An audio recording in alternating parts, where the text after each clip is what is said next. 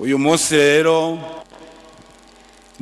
nshimye gutoranya abakozi mu gishingo gusubirira umuhisi.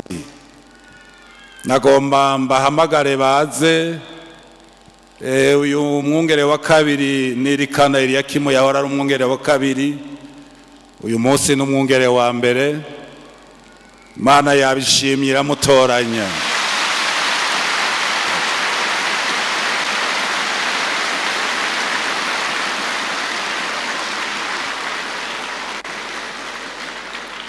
Hanyuma mu gishingo ciwe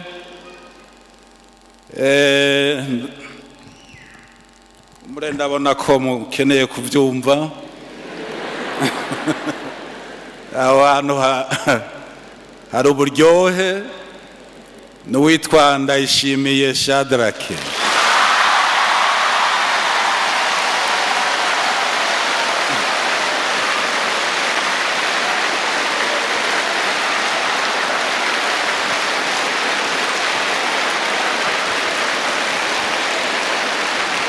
mugeraho biraryoshe mugezaho.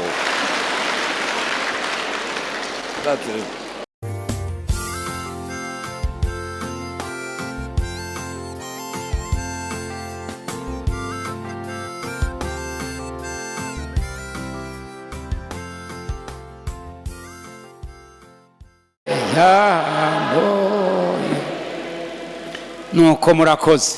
Tubona ko baciye binjira. Hari abantu bari bakigorora hanze, n'umuntu yamyicaye kuva mu gitondo. Abakorare mweho muza muragacamo mugasama akayaga, ariko abandi bataririmba bakombokombo baza barushe. None rero injira, hanyuma rero icyo mukora cyose ni uguhora ariko amaso akare, siko hari icyo uhomba. Umuntu w'Imana, icyerekana umuntu w'Imana icyambere ni ukumvira, agahora amagaba afise ubwenge bwo kuvuga no kuraba no gutandukanya ikibi n'icyiza, ari bimwe kabibika ati nza kuvuga icyo nabonye niki, siko nawe twataramuye uno munsi sikanisa umuntu wese niyinjire. Hanyuma rero mwarumvise ko babatumiye ngaha, twese baratumiwe, dufise imitumiro ngaha. Nta kindi cyatuzanye, iyi tariki yari izwi, hari iwacu barayumvise, twarasezeye ko tuje ngaha kirembe aho twavutse, twataye uruzogi. None rero ijambo dufise nuko mukibu muragendagenda, tugomba turishikirize imfura ya Kiremba, siko imfura niwe Kayamara. Iyo se atakiriho niwe akurikirana abana barumuna we. Nanjye narabaye imfura kwa mama, ndumuhungu nagira kabiri. Data apfuye nije nakurikirana barumuna nanje bose, kubakurikirana no kubakwerera, siko ndabasohora bose. Wari abwiye ajyande ati nanjye ntiwansohora nturaza ndagusohora, hari ngora. None rero turahaye ijambo. Imfura murayizi, tuza amoko abazi ko Kirembe ifise imfura. Oho, harimo abatabizi. Naze ndamuwereke ngo twaragira ubuntu n'Imana. Umuvyeyi Kirembe arabyara imfura mugara, siko kandi Imana ntiraca n'ubiracabyara. Mbega murabyizera? N'Imana ntica. Nuko muramuhaye kaze mu izina ryande, mu izina rya Yesu Kirisito. Mbega mutavuga yose mu izina rya Yesu Kirisito. Imana imaheze kaze cyane. Turabahaye mwiriwe yemwe. Shengera ryo kumugara barabatasha kandi bamwe baraha. Hanyuma rero turanezerewe, turashimiye Imana cyane uko uyavuye hano bivuze. Twaratumiwe, twashitse hano ku munsi wa gatanu uyu n'umunsi ugira gatatu turi hano kandi tuzanywe n'ico tuzi ku ishengero ry'Ikiremba. Ishengero ry'Ikiremba murazi ko twabuze umuvyeyi haciye igihe kitari gito, umwaka kumbure woburenga ko. Hanyuma rero Imana nayo kubera ikunda ishengero ntigemerera canke ntiyemera ko riba imfuvyi, irafise abakozi. Mbega niko?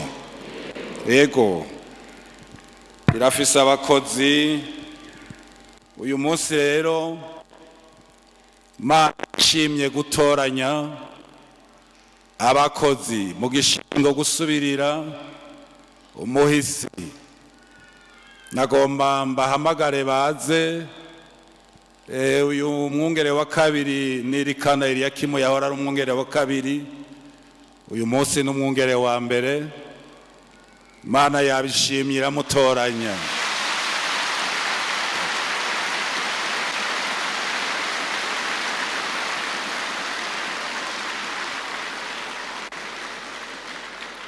Hanyuma mu gishingo ciwe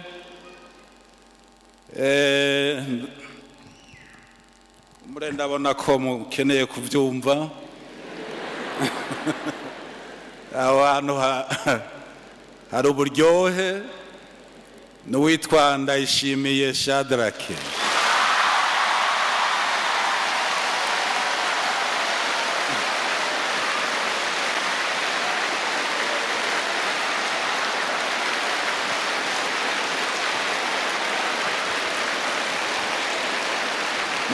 Mugeraho biraryoshe, mugezaho.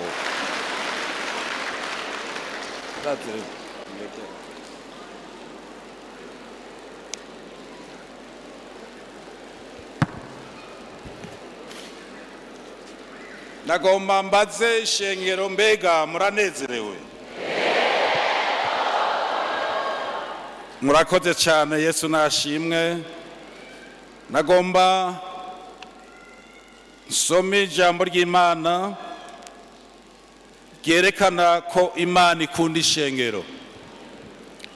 Turisoma hariya mu Guharura igice 27, turahera ku murongo wa 15. 27 Guharura 15 havuga ngo Mose abarira Uhoraho atuhoraho Mana y'impuhemu z'abari n'umubiri bose, nutoranya umuntu wo kuganzira ishengero, wo kubaja imbere amaja n'amaza, abaturutsa akabacura, kugira ngo ishengero ryawe Uhoraho ryoye kumera nk'intama zitagira umwungere. Uhoraho yishura Mose ati, jana Yosuwa mwene Nuni, umuntu arimwo muhemu, umurambike ku biganza, umuhagarike imbere ya Eleyazeri umuherezi n'imbere y'ishengero ryose, umushikirize igikorwa imbere yabo, kandi umukebere ku cubahiro cawe, kugira ngo ishengero ryose ry'Abisirayeli rihore rimwumvira. Kandi azahora ahagarara imbere ya Eleyazeri umuherezi, amutume kuza imbere yanje kumbaza apfindishije Urimu, ijambo rya Eleyazeri rize ribe ariryo ribaturutsa ribacure. Yosuwa n'Abisirayeli bose mbere n'ishengero ryose. Nuko Mose abigenza nk'uko Uhoraho yamubariye, ajana Yosuwa amuhagarika imbere ya Eleyazeri umuherezi n'imbere y'ishengero ryose, amurambika ku biganza, amushikiriza ico gikorwa nk'uko Uhoraho yabimubariye. Aha hantu n'igihe Uhoraho, Imana idasobwa, Imana idahendwa, Imana ibona. Muzi ko Mose yararongoye Abisirayeli, ariko haraba akantu k'agasorobo kabaye kuri Mose na Aroni mu gihe bari mu bugaragwa. Imana ntivyayihimbara, kuri ca gitanda arayakubita, kandi Imana yamubwiye rimwe canke kuvuga gusa. Imana irabibika rero, irabwira Mose iti ntuzoshika ahantu nateguriye Abisirayeli, igihugu nabahaye. Ahantu usomye aha haruguru ngo Imana iramubwira tewe Mose, duga umusozi ndakwereka igihugu nahaye Abisirayeli, ariko wowe ntuzojayo. Kandi niko vyabaye, Mose yaciye apfa. Ariko atarapfa, aya majambo niwe yavuze. Mose yari mw'impwemu.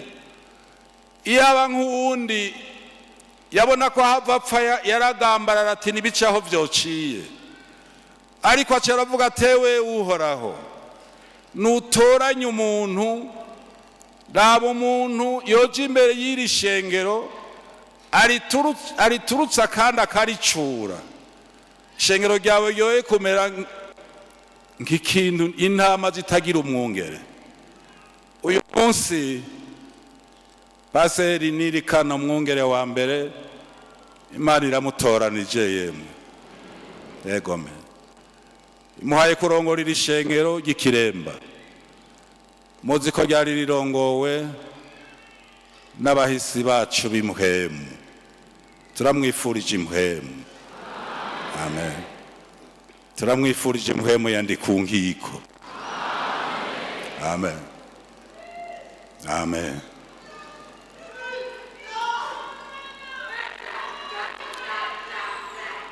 Amen.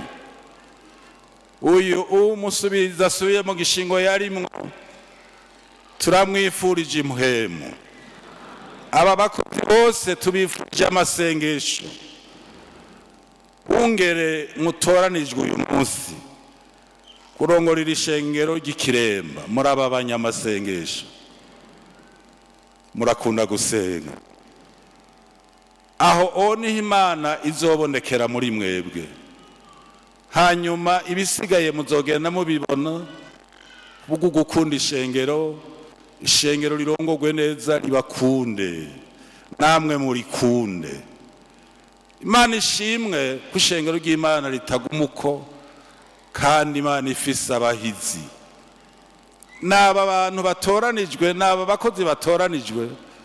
Ndabona umugabo Petero ari jambo yavuze kuragira. Ndarisome hajya muri Petero wa mbere. Abahawe ico gikorwa ukuntu boragira. Murumva Mose ko yasabiye Yosuwa. Nariyumviye ingene Imana imeze. Muribuka Yosuwa yari muri ba bantu b'abatasi bagiye gutata. Baza arabahize Yosuwa na Karebu. Ubwiza bw'umuntu Imana irabubika. Raba ingene yaciye imubika kuzomusubiriza Mose. Mana nishimwe. Bakozi b'Imana murobanuwe, mutoranijwe uyu munsi, muraragira ishengero ry'Imana neza. Murarirongora muri jimbere nkuko tuvyumvise, muri turutse kandi muri cure, muri cungere. Iki nico gikorwa buhawe n'Imana. Ishengero riraha, twasomye ngo ubahagarika imbere ya Eleyazeri umuherezi. Aha hantu muhagaze imbere y'abaherezi n'imbere y'ishengero muri hagati. Ishengero ribahanze amaso kubiva biba, rigiye rinezerewe nk'uko umwungere bigashikanwa avuze ati nimwinjire mwese. Ndazi ishengero riranezerewe, turanezerewe yemwe. Nukuri twese turanezerewe. Ibi bintu twabisengeye kera, nta mahishwa arimwo. Muraza abadayimoni ingene bakinguje ngo iki gikorwa ntikibe, baragahambwa ikuzimu. Amen. Amen. Amen. Uyu mushitsi w'i Canada yavuze amajambo menshi akomeye. Nimba mwagiye murayumviriza y'ubukozi n'amasezerano Imana isezeraniye abayikunda. Yavuze ati inzugi z'ivyuma zizosenyagurika. Ati muvyizere mugiye kubibona. Nukuri twizere ko ivyadutangira imbere bizosenyagurika. twari tumaze iminsi tubisengera kandi muzobibona. Bungere muhawe iki gikorwa kuragira. Nagomba masomere rirya jambo, iri jambo riri muri Petero wa mbere 5 ku murongo wa 2. Muragira ubusho bw'Imana bwo muri mwebwe, mutaburagira nk'abagoberewe, ariko mubikunze, nk'uko Imana igomba, nimuburagirijwe no kurondera inyungu mbi, ariko muburagire mushize igikonyo, kandi nimuburagire nk'abatwaza amanyama amasho, mwagabanganirijwe, ariko mubi ivyitegererezo vy'ubusho. Nuko umwungere mukuru niyo yerekanwa, muzokwambikwa mu mitwe igitsibo c'ubwiza kitazoshira. Bakozi b'Imana, murobanurira ibangwa ngaya amajambo makuru makuru, kuragira ishengero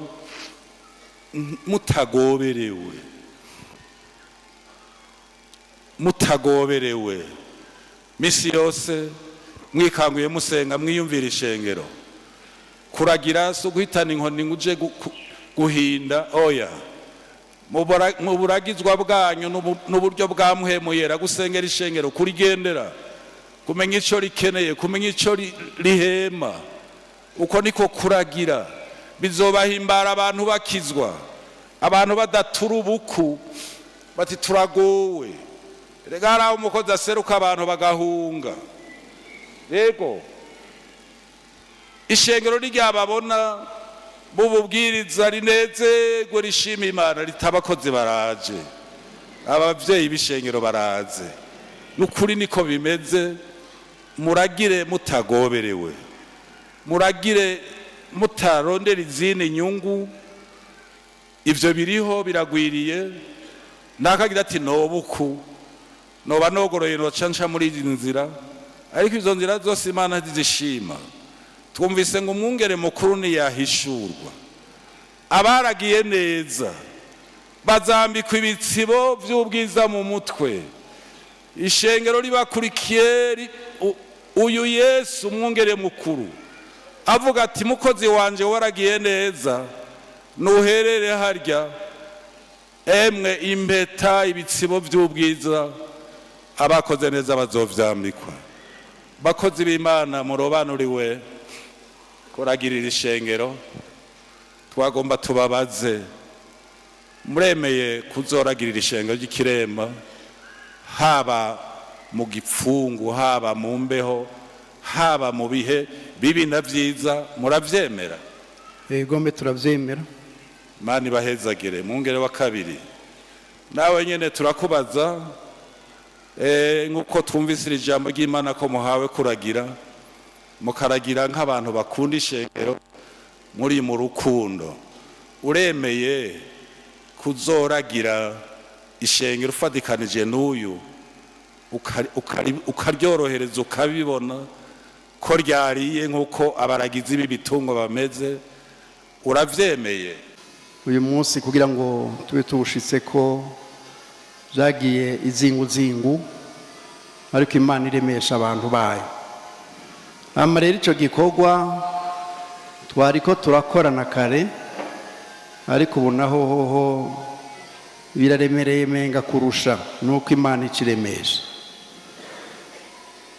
Nari namye ndaba Yosuwa kugira ngo asubirire Mose.